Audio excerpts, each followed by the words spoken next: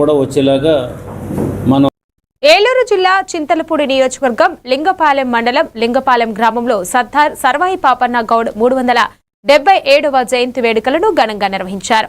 కొత్తపల్లి రోడ్డులోని పాపన్న గౌడ్ విగ్రహానికి గౌడ్ సంఘం నాయకులు, యువత, గ్రామ పెద్దలు పూలమాలలు వేసి నివాళులు అర్పించారు. అణగారిన వర్గాల అభ్యున్నతి కోసం పాపన్న గౌడ్ చేసిన పోరాటాన్ని భక్తులు స్మరించుకున్నారు. ఆయన ధైర్య సాహసాలు, ఆత్మగౌరవం, సామాజిక సమానత్వం నేటి తరానికి ఆదర్శమని పేర్కొన్నారు. పాపన్న గౌడ్ ఆశయాలను ముందుకు తీసుకెళ్లాలని పిలుపునిచ్చారు.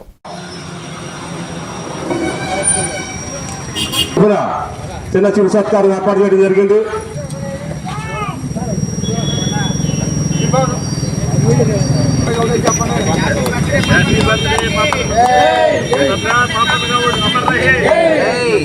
సర్దార్ సర్వాయి పాపన్ గౌడ్ గారికి ఇక్కడికి వచ్చినట్టు గౌడ సోదరులకు, మిగతా సభ్యులందరికీ అభినందనలు.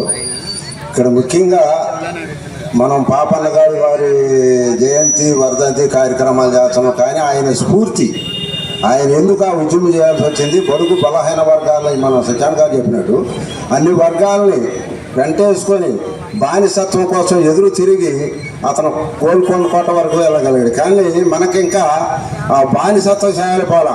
ఆయన ఒక్కడి పేరు చెప్పుకుంటున్నాం, కానీ ఎవరన్నా పిలిస్తే ఇది ఈ రోజున జయంతి కార్యక్రమం జరుగుతుందో పాపన్న గౌడ్ ప్రతి మండలంలో, ప్రతి గ్రామంలో కూడా గౌడ సభ్యులందరికీ తెలియపరచడం జరిగింది. ఇక్కడికి ఎంతమంది వచ్చాం మనం, ఆ స్ఫూర్తి రాలా. ఇంకా బానిసత్వం, అదే నేను ఒక పార్టీలో సభ్యుడు, అదే పార్టీ సభ్యులు ఎవరైనా నాయకుడు ఫోన్ చేస్తే పొద్దున్నే బిలబిలాలేసి 6:30 లేసి బట్టలు వేసుకొని వెళ్తారు.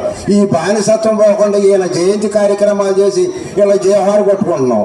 వారిని స్ఫూర్తిగా వారికి వచ్చేతో దండలేసి ఫోటోలు దిగడం తప్పితే మనలో ఇంకా లక్షణాలు పోలేదని మిత్రులు చెప్పినట్టు ఒక కులాంది కాదు ఇది.